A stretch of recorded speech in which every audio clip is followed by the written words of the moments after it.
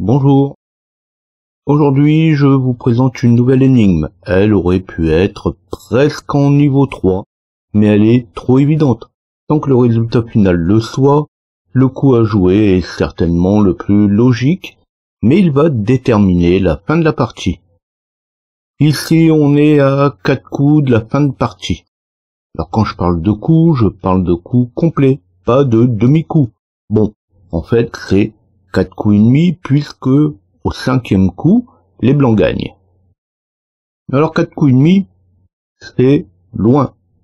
C'est même très loin. Mais comme on est toujours à une solution possible de fin de partie à 2 coups, c'est quand même accessible. Encore une fois, tout dépend du jeu de l'adversaire, et on considère que le joueur noir jouera le meilleur coup possible. J'ai prévenu, sinon ça serait trop facile. Sans délai plus que ça, les observateurs ont déjà remarqué qu'il s'agit d'un début de partie présenté dans une autre vidéo. Il s'agit de la vidéo sur l'importance des pièces. J'explique qu'il ne faut pas sous-estimer la valeur des pièces, et que chacun les voit suivant son point de vue, suivant son utilisation. Mais comme aussi indiqué dans une autre vidéo, l'idéal dans le jeu d'échecs est de toujours attaquer l'adversaire pour le forcer à jouer. Bon, je n'en dis pas plus, si je continue, je vais être obligé de vous donner la solution. Ici, le pion noir vient d'attaquer mon roi en D3. C'est à vous de réfléchir et de voir quel est le meilleur coup à jouer. Meilleur coup, je dirais le coup décisif à jouer.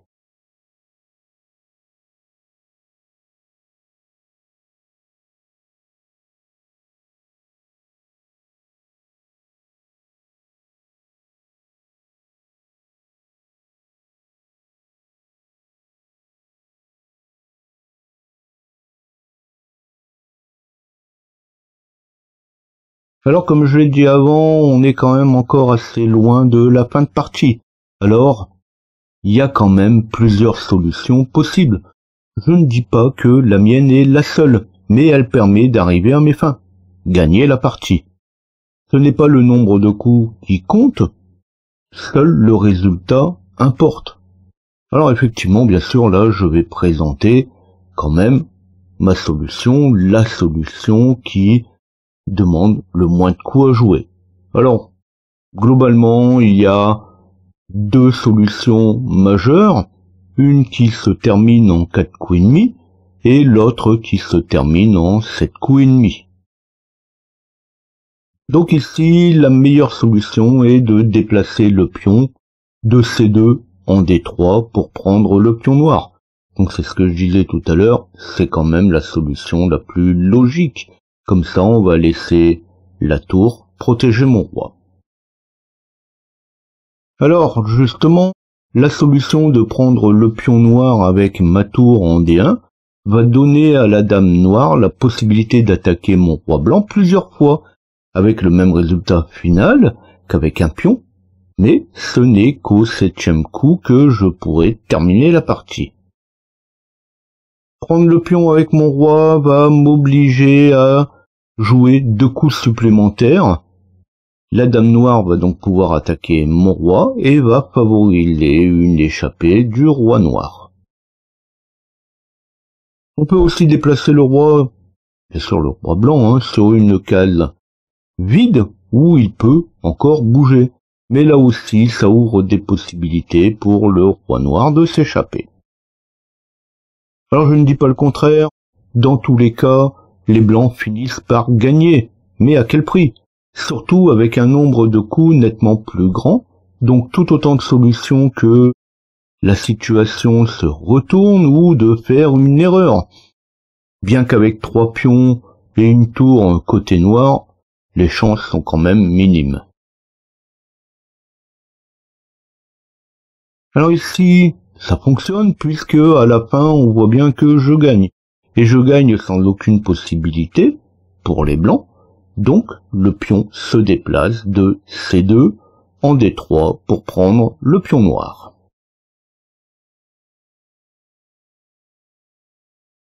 Alors il est bien évident que pour les noirs, l'objectif va être de se défendre et comme je l'ai déjà aussi dit, d'attaquer les blancs.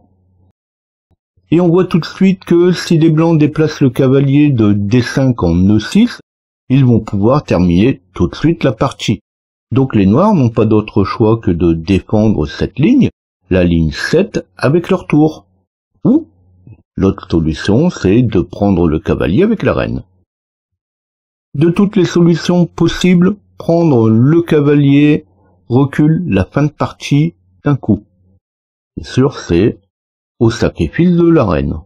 Mais, je l'ai déjà dit aussi, le roi c'est la pièce principale, si on prend le roi c'est la fin de partie, eh bien la reine, s'il faut la sacrifier, on la sacrifie.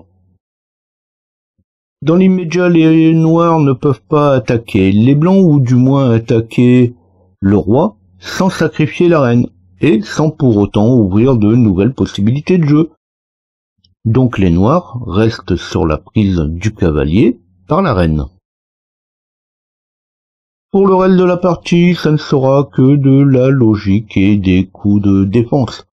Donc là, je vous laisse regarder les quelques coups qui suivent.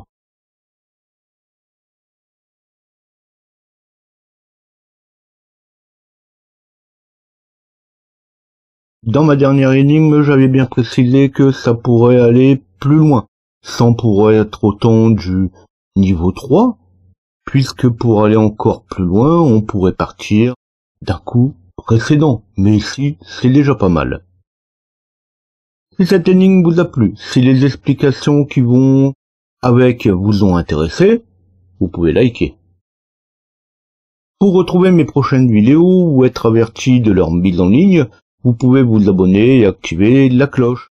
Les énigmes vont toujours un petit peu plus loin, alors rassurez-vous, j'en mettrai d'un niveau un peu moins élevé. Quand même, il en faut pour tous les goûts. Mais peut-être que tout ça vous aura amené à vous poser des questions, alors n'hésitez pas à les poser ici. Laissez vos suggestions ou vos remarques sous la vidéo. À bientôt.